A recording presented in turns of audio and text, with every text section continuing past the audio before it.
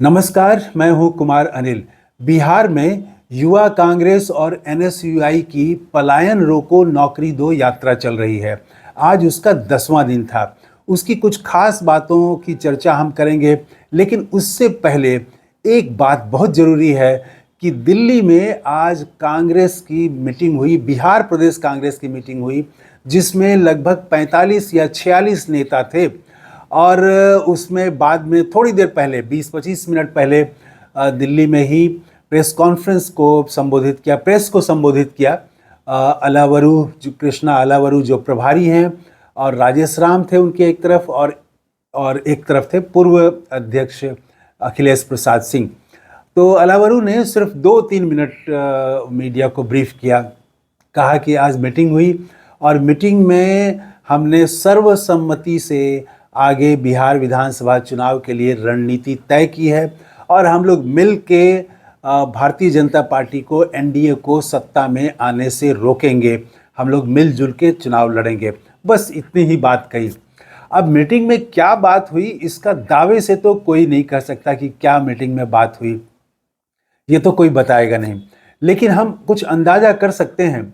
दिल्ली में आज जो मीटिंग हुई बिहार कांग्रेस की, एक दिन पहले कल बिहार प्रदेश कांग्रेस के सदाकत आश्रम दफ्तर में कांग्रेस के जो पिछड़ा वर्ग के नेता हैं उनकी मीटिंग हुई, और उससे पहले युवाओं की मीटिंग हुई, दलितों की मीटिंग हुई।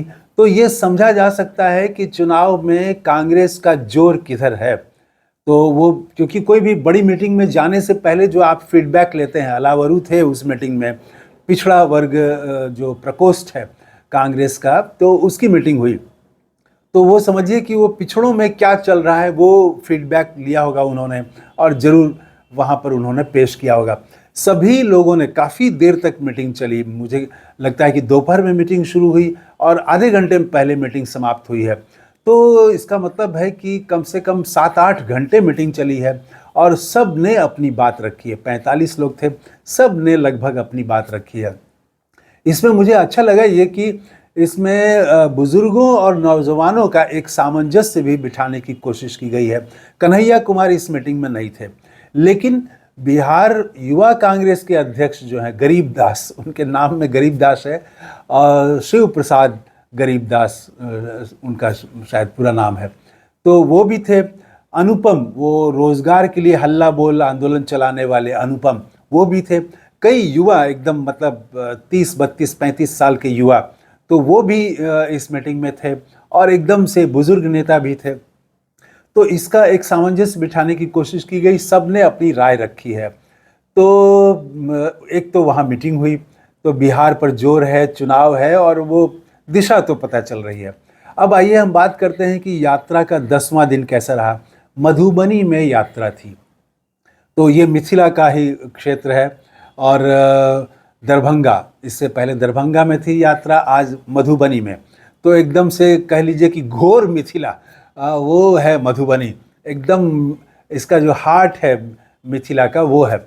तो वहाँ पर यात्रा जो शुरू हुई, तो वो अंबेडकर की प्रतिमा को माल्यार्पण करने के बाद ही यात्रा की शुरुआत होती है।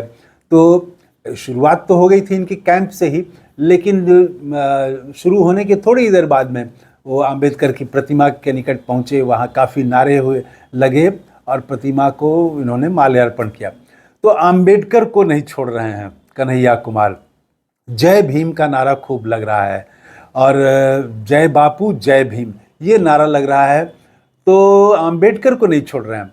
और दूसरी बात कि गरीब भी जुड़ रहे हैं, आम लोग भी जुड़ रहे हैं। हालांकि ये यात्रा पलायन रोको रोजगार दो फोकस है युवाओं पर, लेकिन आम लोग भी जुड़ रहे हैं। और आज कन्हैया कुमार एक पीड़ित परिवार से मिलने गए, तो हाल में 4 महिलाएं वो पानी में डूबने के कारण उनकी मौत हो गई थी, तो उस परिवार से मिलने के लिए गए। तो वहाँ के यात्रा के दौरान कोई दुख में लोग हैं, पीड़ित परिवार है, तो उससे भी जुड़ने की कोशिश कांग्रेस कर रही है, बिहार के दुख और दर्द से जुड़ने की कोशिश कर रही है। और पलायन वाला मुद्दा, तो वो फिर आज भाषण में, प्रेस से बातचीत में वही पलायन का मुद्दा छाया रहा कि बिहार से इतना पलायन क्यों हो रहा है, कैसे ये रुकेगा। यही सवाल जो है कन्हैया कुमार लेके जा रहे हैं। फिर आज भी अन्य दिनों की तरह युवा दिखे, युवाओं का जोश दिखा, झंडा बैनर दिखा, और अंत में एक बात कहूँगा कि पुराने कांग्रेसियों में भी जोश आ गया है। मधुबनी में भी पुराने कांग्रेसी जो हैं वो भी दिखाई पड़ रहे हैं। वो एकदम से बुजुर्ग लोग हैं, लेकिन लगता है कि बहुत दिनों के बाद उनमें आशा की किरण जगी है। मधुबनी कांग्रेस का बहुत मजबूत क्षेत्र रहा है, बहुत पहले से ही। एक समय तो यहाँ से सांसद हुआ करते थे, लेकिन अभी भी मधुबनी जिले से कांग्रेस के विधायक हैं। तो कांग्रेस का यहाँ जनाधार भी रहा है, अच्छी पकड़ है, तो इसलिए बुजुर्ग भी हैं कांग्रेस में, और वो बुजुर्ग भी, उनका भी जोश देखते बन रहा है। वो भी इस यात्रा में शामिल हो रहे हैं नौजवानों के साथ, पीछे पीछे ही सही, लेकिन अपना समर्थन जताने के लिए आ रहे हैं। तो मधुबनी में एक चीज़ और कि यात्रा को लगता है कि थोड़ा सा इसका जो पैदल चलना है उसको थोड़ा कम कर दिया गया है। अब एक ज़िले से दूसरे ज़िले में काफ़ी दूरी होती है, हालांकि दरभंगा और मधुबनी के बीच ज़्यादा दूरी नहीं है, 30-35 किलोमीटर की ही दूरी है। लेकिन कल शाम को वो दरभंगा में थे और आज सुबह मधुबनी से, तो 35 किलोमीटर तो वो रात में तो चले नहीं होंगे। तो जाहिर है कि अब जो है वो यात्रा को थोड़ा छोटा किया जा रहा है और हर जिले को टच करने की कोशिश की जा रही है, खास करके जहां पर कांग्रेस का जनाधार है।